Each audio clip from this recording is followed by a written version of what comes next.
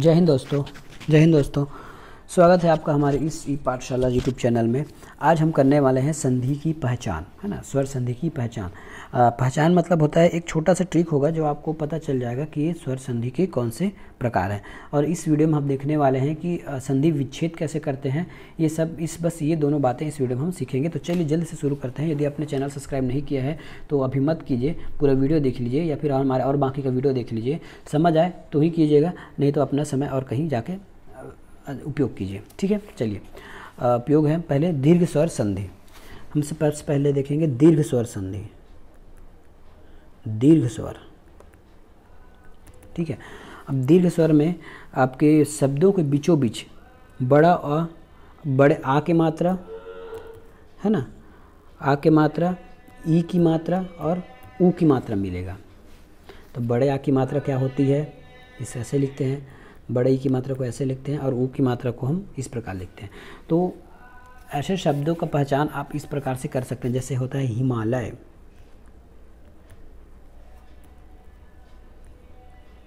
हिमालय, है ना। अब देखिए यहाँ पे कुछ आपको दिख रहा है हिमालय में। नदीश देखिए, नदीश, और देखिए भानुदय, भानुदय, भानुदय,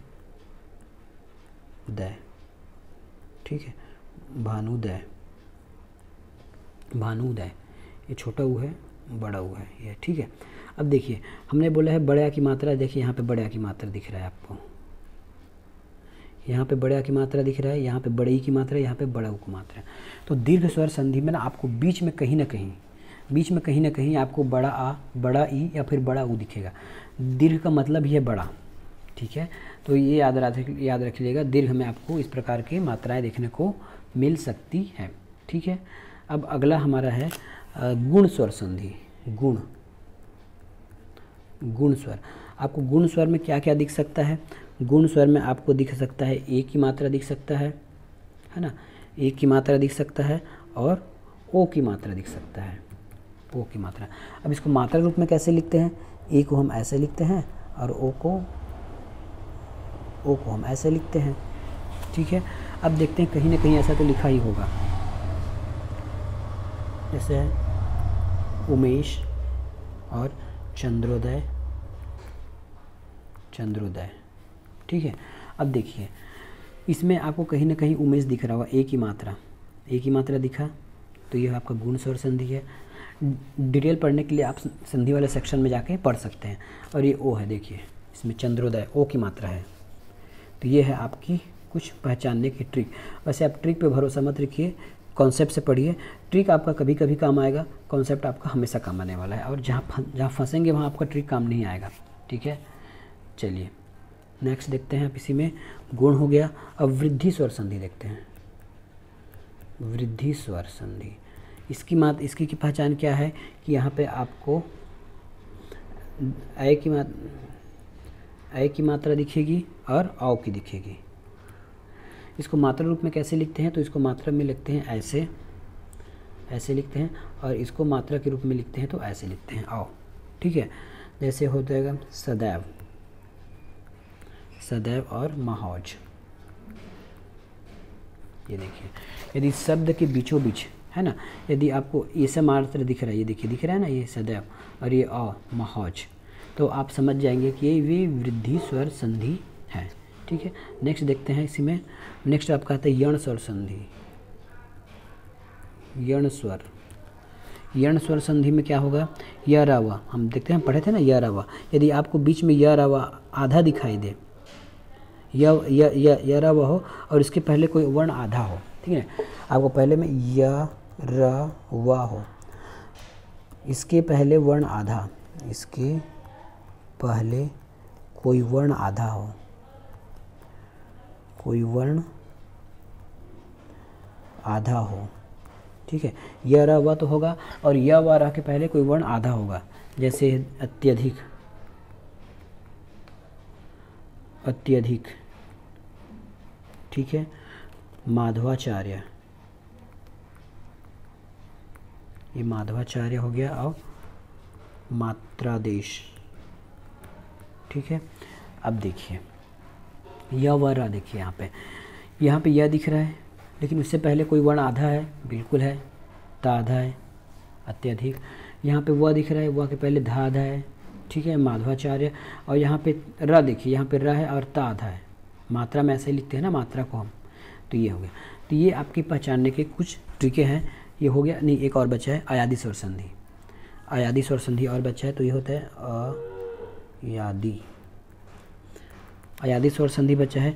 यदि बीच में आपको य और व दिखाई दे, यदि बीचों बीच शब्द में य और व दिखाई दे, यदि वो मात्रा के रूप में हो तो, ठीक है, यदि वो छोटे आ के मात्रा के रूप में हो तो य और व दिखाई दे, लेकिन उससे पहले कोई आधा नहीं होगा इस बार, है ना।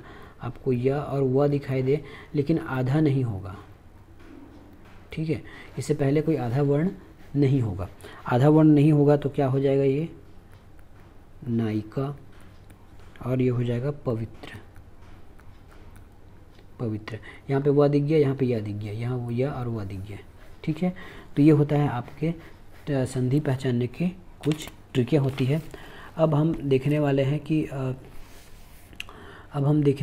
कि संधि विच्छेद कैसे होता है। संधि विच्छेद कैसे होता है, संधि विच्छेद की ट्रिक हम देखने वाले, ट्रिक नहीं है, आपको बस एक छोटा सा हिंट दूंगा कि संधि विच्छेद इस प्रकार होता है ताकि आप कोई गलती ना करें, ठीक है। जैसे हमारा पहला होगा भानुदय, भानुदय, ठीक है। अब इसको आपको तोड़ना पड़ेगा, ठीक है। बीच में आपका ऊ दिख रहा है, ऊ के हिसाब से उसको तोड़ना पड़ेगा आपको। ये ऊ दिख रहा है, अब इसको तोड़ना पड़ेगा, भानु और दय को, भानु और दय को तोड़ना पड़ेगा।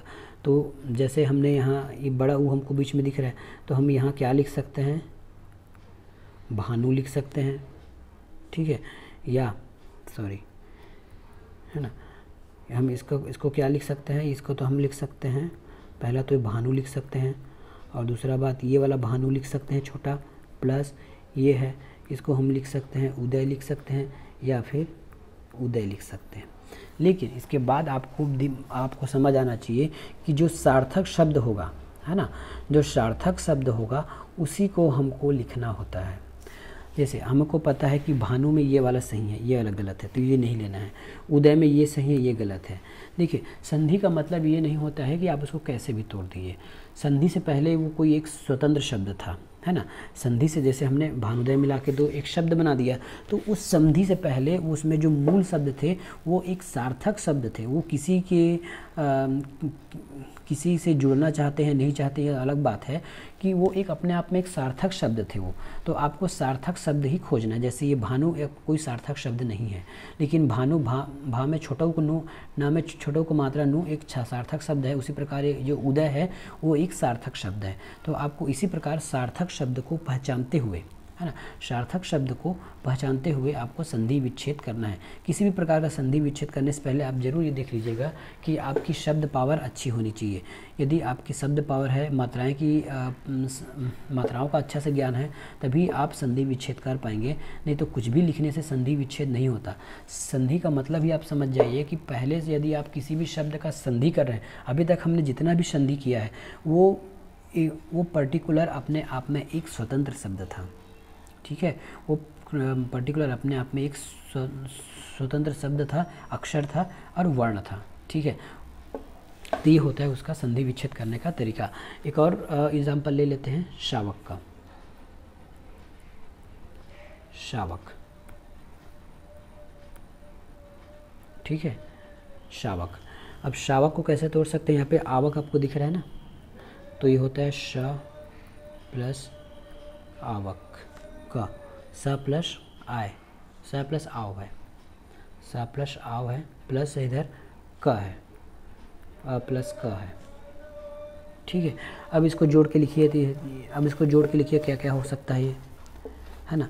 ये होगा आपका श प्लस अ, श प्लस अ, स प्लस अ, और ये हो जाएगा क, तो ये हो जाएगा शावक। ये इस प्रकार इसका संधि विच्छेद करेंगे और इसको और लिख सकते हैं अक, ये हो जाएगा आपका श।